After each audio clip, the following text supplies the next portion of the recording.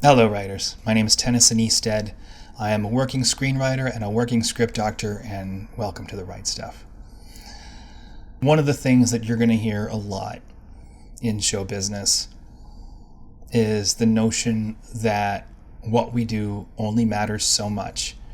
Typically, people frame this specifically by saying it's not like we're curing cancer. You're going to hear it at least once a month for the rest of your life if you're working in show business. And given the times that we live in, and given the sacrifices that people have to make to pursue a career in show business, in an economy like this one, I think it's important that we step back and we understand why it actually does matter what we do. So we're going to talk about that. We're going to talk about how we actually are curing cancer. Folks may not know this particular part of my backstory, but back in 2013, I was helping some friends on a web series set. I got hit in the head with a sword, and I suffered a traumatic brain injury that made my life very, very hard for a little under 10 years. I was homeless for a while. I was denied medical care. There's all kinds of parts to this story that you don't want to hear on this particular video. We can certainly talk about it at a later time. But the sort of point of bringing it up now is that I knew pretty early in the process that building a show business career with the disabilities that I was reckoning with was going to be by orders of magnitude more challenging even than it already was.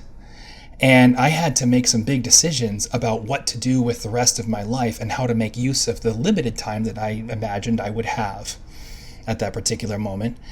And I had to step back and ask myself, does it really count? Does the work that we're doing actually make a difference? And in the final analysis, it was worth the sacrifice and it was worth putting in the effort to keep my show business career moving forward, even when it became clear that I wasn't going to be able to develop any other part of my life apart from show business and satisfying my medical needs. So why does it matter? What is so important about what we do? When all this went down, I thought I was going to die of a stroke in the relatively near future. So I took it upon myself to write down everything that I knew about show business. And I wrote 200 blogs for Facebook, and all of this material eventually became sort of packaged by the title, The Developmental Breakdown. And The Developmental Breakdown has formed the core of my show business ethics today and my best practices as well. And one of the repeating concepts, one of the things that kept coming up in those blogs that I was writing, is the idea of culture as a very quantifiable thing. Culture is the sum total of the experiences that people get to choose to have in common. Okay? If you and I live in the same city, or we share a circumstance that's beyond our control, if we grow up in the same totalitarian regime, that doesn't mean necessarily that we're going to bend over backwards to help one another. We might screw each other over for a loaf of bread if we come from the same place and we're both dealing with the same tragic circumstances that are beyond our control. Not saying we will, I'm just saying it doesn't help the relationship between us. But when we have something in common that we chose to have in common, if you and I like the same book, if you and I watch the same show and keep up with the same show, if we study the same academic discipline, if we go to the same church, if we share the same religion, if we have a practice that we have taken it upon ourselves to have in common, then your reasons for doing that thing are probably similar to my reasons for doing that thing. There's certain assumptions that you can make about me based on this shared culture.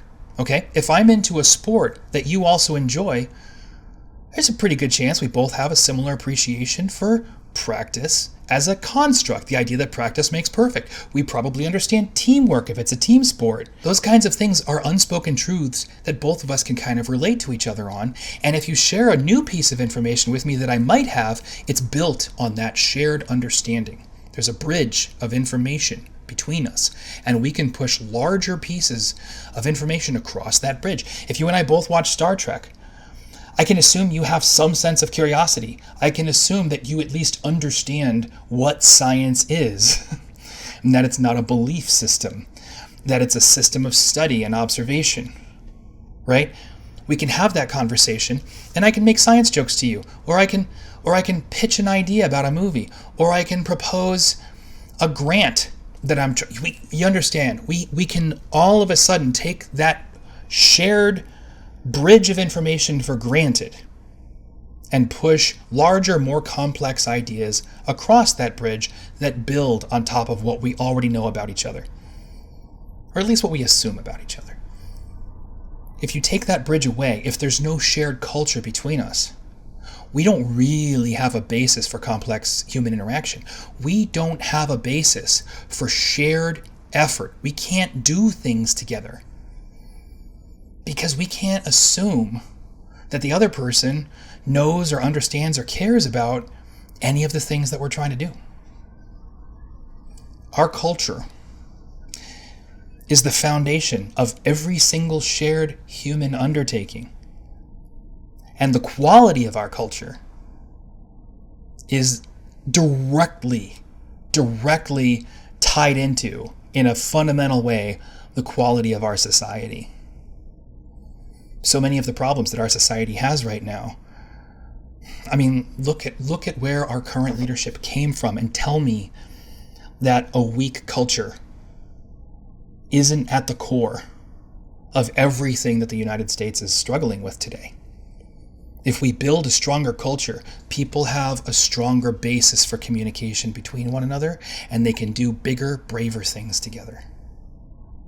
So if you build great things for people to have in common, people get to go off and do even greater things with the shared connection that you've given them. So if you are somebody who feels a calling to do this kind of work and you're struggling with the importance of it, I want you to understand that the things that you make, the things that you give people to have in common, are going to become the foundation of their relationships. And as you continue putting work out there and as those relationships multiply, you start to have a profound impact on the destiny of our society. Don't stop. Don't quit. Don't let them scare you away. Thank you very much for watching. If you like what we're saying here on The Right Stuff, please remember to like and subscribe. There's a lot more of these short form videos coming your way, so stay tuned, and I'll see you next week. I look forward to learning with you.